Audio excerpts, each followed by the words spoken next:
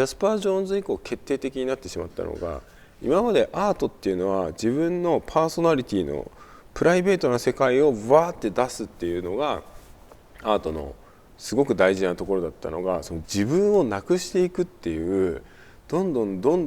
自己否定をして自分を限りなくゼロにしていくっていう流れに向かってしまった。つまり主観から客観の方にアートの表現っていうのが移っていってしまった。でその客観っていうのは将来ポップになっていくわけですね。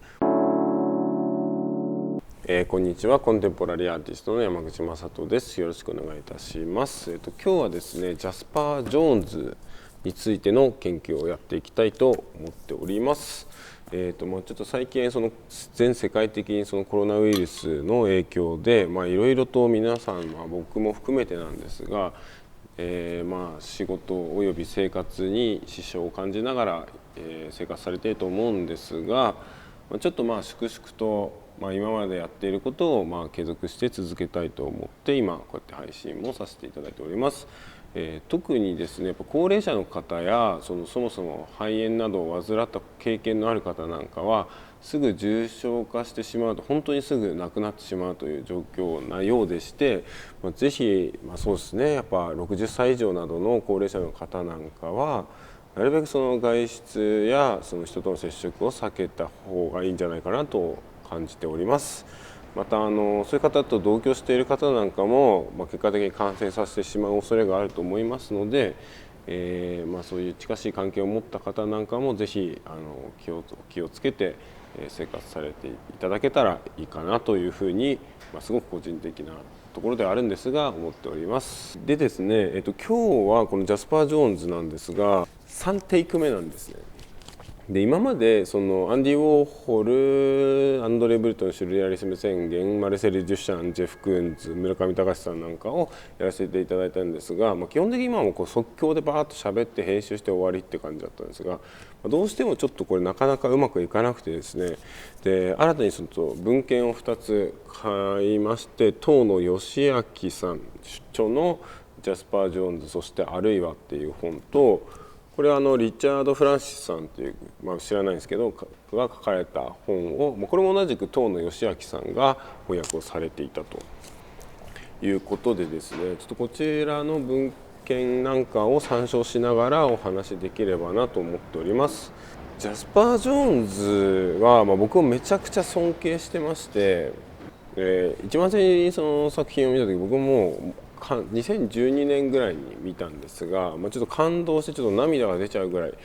感動してしまったんですが、いざこれを説明しようとした時に非常に難しいなと思ってですね、ちょっと今日も即興的にイラストレーターでメモしながらやっていきたいんですが、一言で言うと日本人が現代アートを最も理解しづらくなった理由、結果的にそういうことを、説明することで逆に理解してもらえないかなっていう、意図で解説というか研究をしていきたいなと思っております。でまずジャスパー・ジョーンズの、作品から見ていきたいんですが、ジャスパー・ジョーンズって大きく、初期と中期と後期みたいなのがあって、で初期の作品が、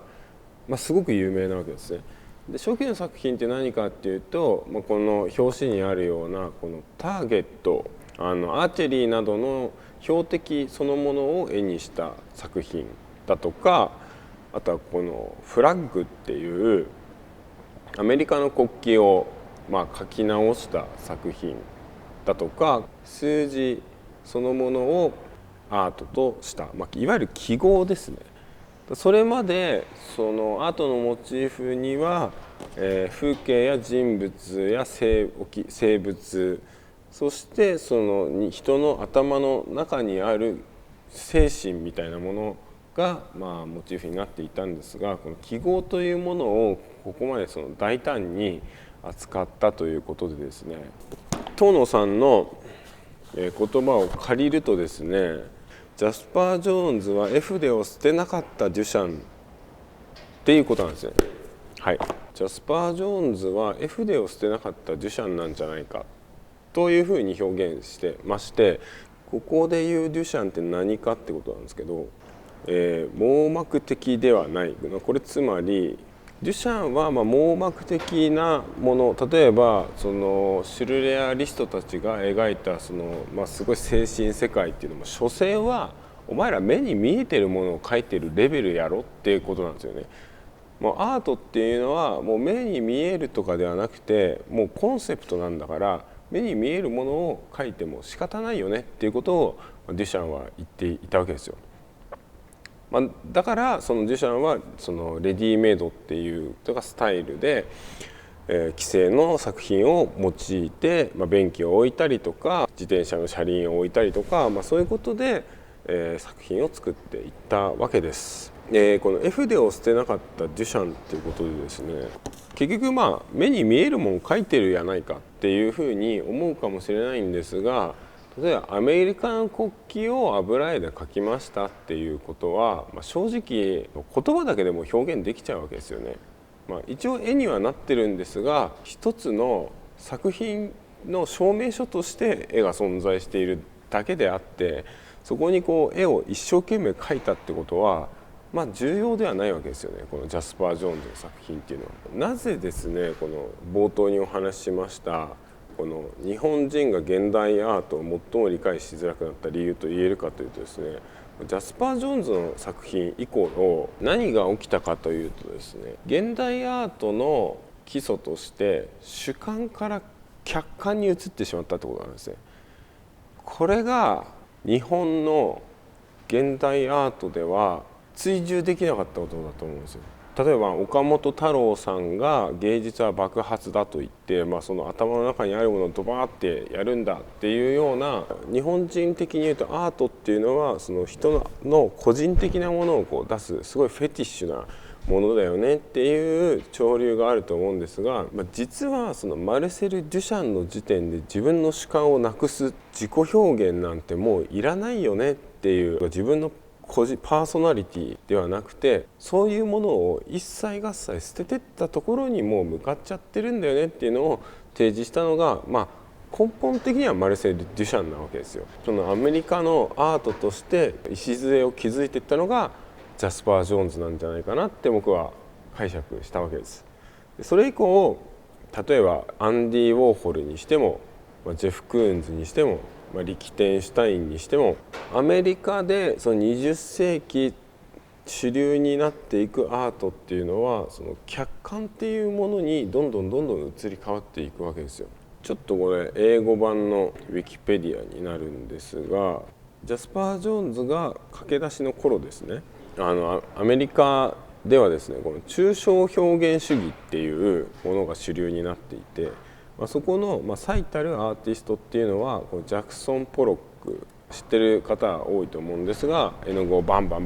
こう飛ばしてですね、アクションペインティングというスタイルで絵を描き上げると。でまたはこのデクーニング、こういう絵なわけですが、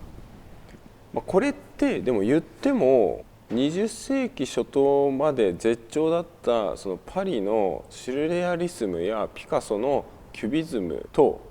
そこまで大きくそのコンセプトとしては変わってないわけなんですね。つまりそのパリで主流になっていたその個人的なプライベートな世界観っていうのをアメリカでそれをやったらこうなりましたよっていうのが、ジャスパー・ジョーンズやデクーニングだったんじゃないかなとも見れるわけです。そのアメリカに移ったその本当にアメリカらしい作品としてちょっと今までと全然違うテーマでできたのがターゲットですね。既成のものを本当にただそのまま描いただけということなわけですよ。先ほどもお話ししたように、例えばジェフ・クーンズの作品っていうのはもう自分の表現なんて全然ないですせと、自分の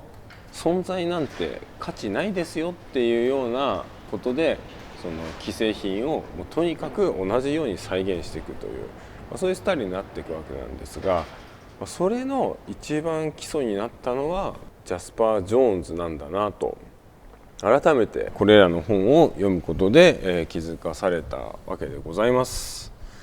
でちょっとじゃあジャスパー・ジョーンズの、人についてちょっと見ていきたいと思います。ジャスパー・ジョーンズはジョージア州で生まれましたと。1930年に生まれまして、今89歳でご存命でございます。去年日本でも展覧会をしたそうです。ちょうど1952年なので、ジャスパー・ジョーンズが22歳ぐらいの時に朝鮮戦争があったらしくてですね、日本の仙台にジャスパーはいたと。なので結構その日本との交流が実はある人なんですね。でジャスパー・ジョーンズは1954年にロバート・ラウシェンバーグっていう当時ネオダダというスタイルが、当時というか結局そのジャスパー・ジョーンズとラウシェンバーグの活動があって、それをネオダダというふうに呼ばれたわけですね。その2人その同性愛者でして、恋人関係になっていたと。で同じ建物に住んでいましたと。でその時にレオ・カステッリさんっていう、すごく重要なギャラリストがいたらしいんですけれども、その人がラウシェンバーグを訪れた時にちょっとジャスパーの作品を見てみないかっていうことでジャスパーの作品を見て、これはすごいということでですね、その10ヶ月後1959年になるのかな、1959年に個展を開いたと。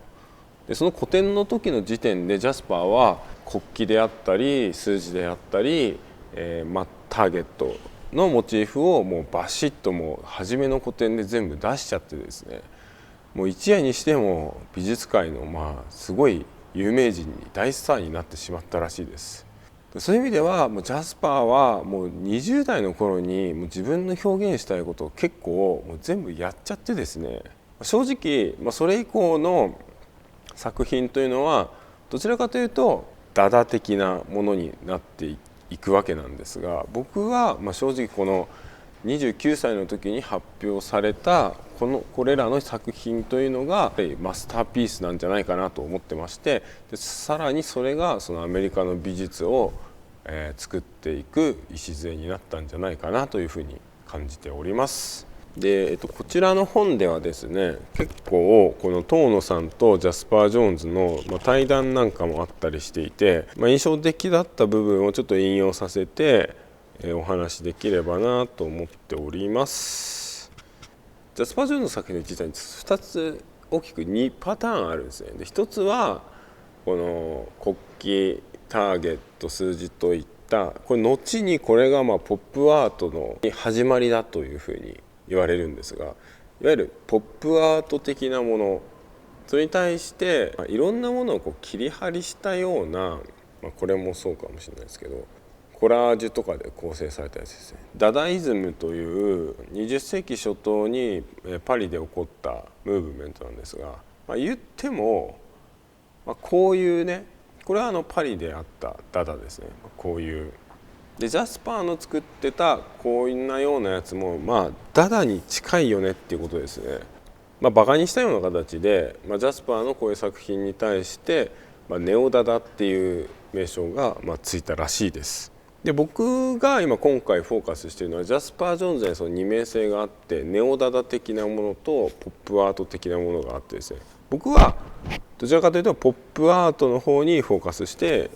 お話をしてますし、そこをジャスパー・ジョーンズの偉大なところだと僕自身思っているわけですね。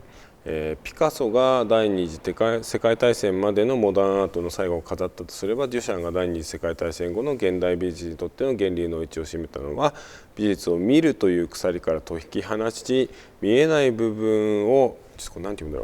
だろう、重視させたからであったと。これ遠野さんとジョーンズさんのこの対談があるんですが、やっぱり僕前にデュシャンのインタビューを2冊読んだんですが、結構やっぱりデュシャンに近い振る舞いというか、そういうのをすごく感じまして、それどういうことかというとですね、対談でこの遠野さんが一生懸命この作品の意図を聞くんですが、全然教えてくれないんですよね、ジャスパー・ジョーンズも。いやあれはなんとなく作ったよとか、もう遠野さんがこんなにすごい評価でこれが素晴らしいものだとかって言っても、そうなんですかみたいな、全然まともに話を返してくれないんですよね。なので、これ読んだんですけど、結局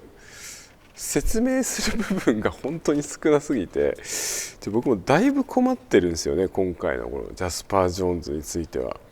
この例えばこの遠野さんが、その絵画の美しさもとにかくジョーンズさんの作品は美しいと、美しさについてじゃあジョーンズさんどう思うんですかっていうふうに聞いたんですが、ともかく美しいか美しくないかということを真面目に考えるのは無理だなと。もっと明確で最も単純でもっと柔軟だと見える方法を使うだけ、必要不可欠と思えることをするだけだ。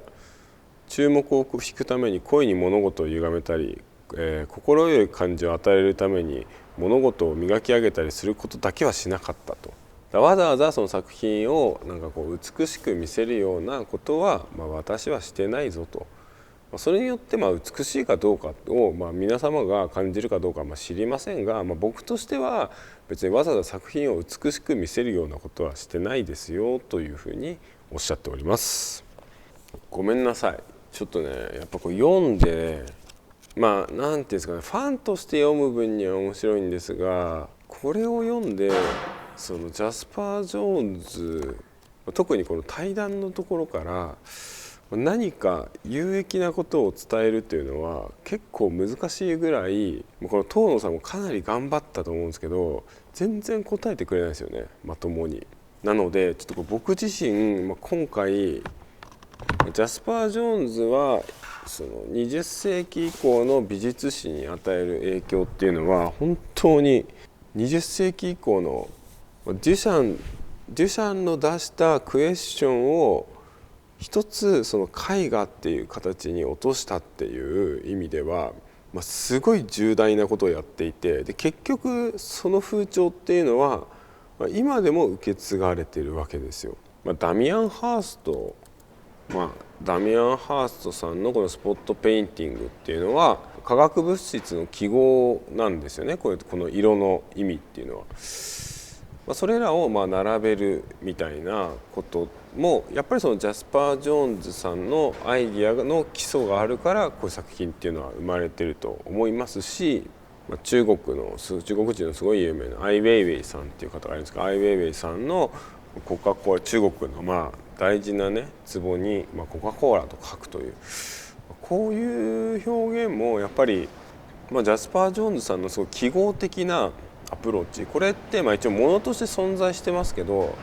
中国の古くから伝わる壺にコカ・コーラって書きましたってだけでも言葉だけで表現できちゃうという意味ではやっぱりその視覚としては存在するんですけれども、やっぱり目に見えないところをやっぱテーマにしているという、しかもかつ記号的なアプローチでやっているという意味では、そのジャスパー・ジョーンズの打ち立てたそのスタイルっていうのは今なお継承されていくものであって、結果的に現代アートをすごく分かりにくくしている部分でもあるとは思うんですが、逆にそこが一番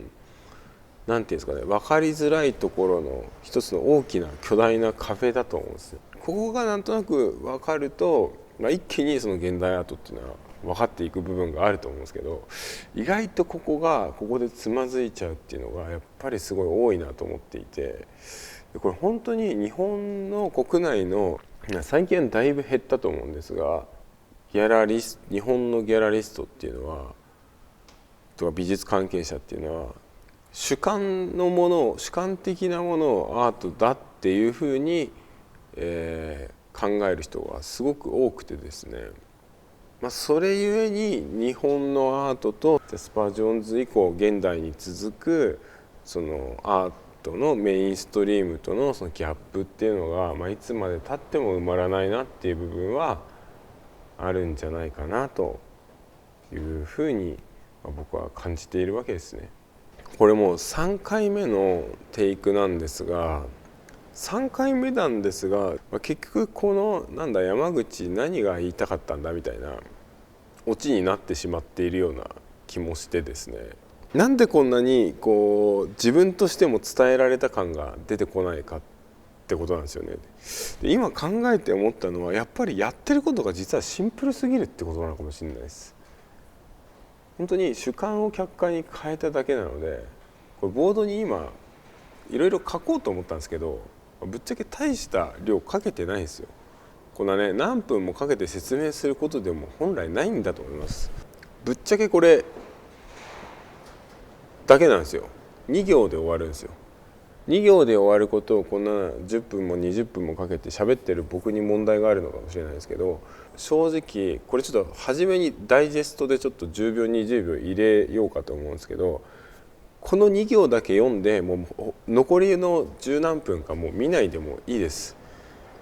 今回分かったことっていうのは、日本人が現代アートを最も理解しづらくなった理由っていうのは、このジャスパー・ジョーンズ以降、正確に言うとデュシャン以降なんですが、ジャスパー・ジョーンズ以降決定的になってしまったのが、今までアートっていうのは自分のパーソナリティのプライベートな世界をわーって出すっていうのが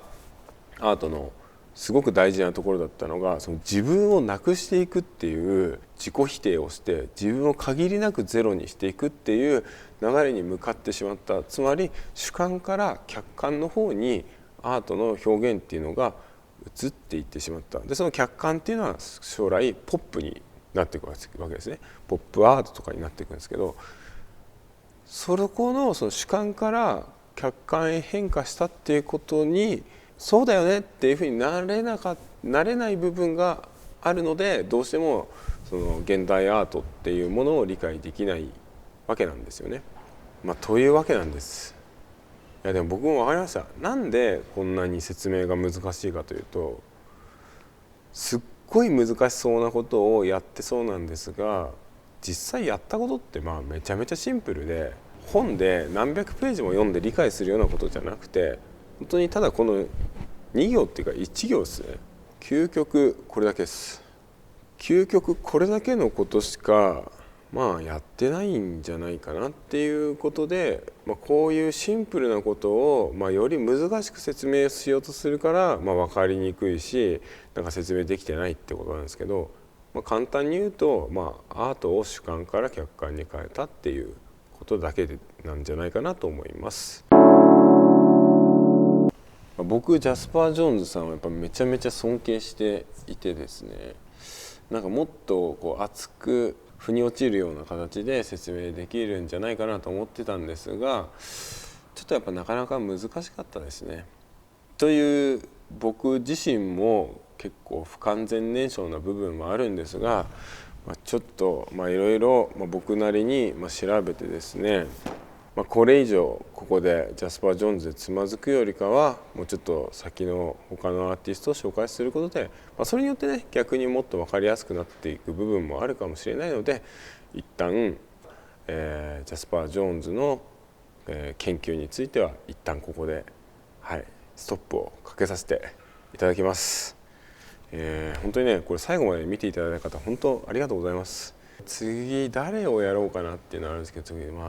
リキテンシュタインさんとかは僕もすごい尊敬してるんで、リキテンシュタインとかやりたいんですけど、ちょっと要望があったのが、バンクシーとかあとカウツとかかな、その辺もやりたいんですけど、でこれ実際、本読んで、調べてみると、僕自身なんとなくこういうことなのかなって思ってたこととかが結構はっきりしてくるんで、YouTube でこうやって配信するっていうのは見ていただける方に配信しているつもりもあるんですが、やっぱ僕自身のすごい勉強になるなっていうふうに本当思いました。なんでちょっとこれからも結構下手くそだったり、事実関係これおかしいんじゃねえとかっていうツッコミとかもあるとは思うんですが、ちょっと継続してやっていきたいと思うので、よかったらちょっと今後も見ていただければと思います。ありがとうございました。コンテンポラリーアーティストの山口正人でした。よかったらチャンネル登録の方よろしくお願いいたします。失礼いたします。フ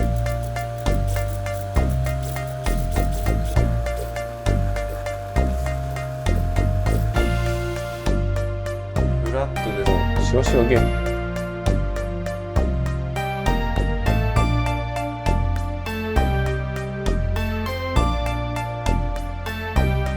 デジタルとアナログのそのすごい曖昧なところになんか本当のリアリティっていうのがそこに発見できないかなっていうことをテーマに作品を作っております。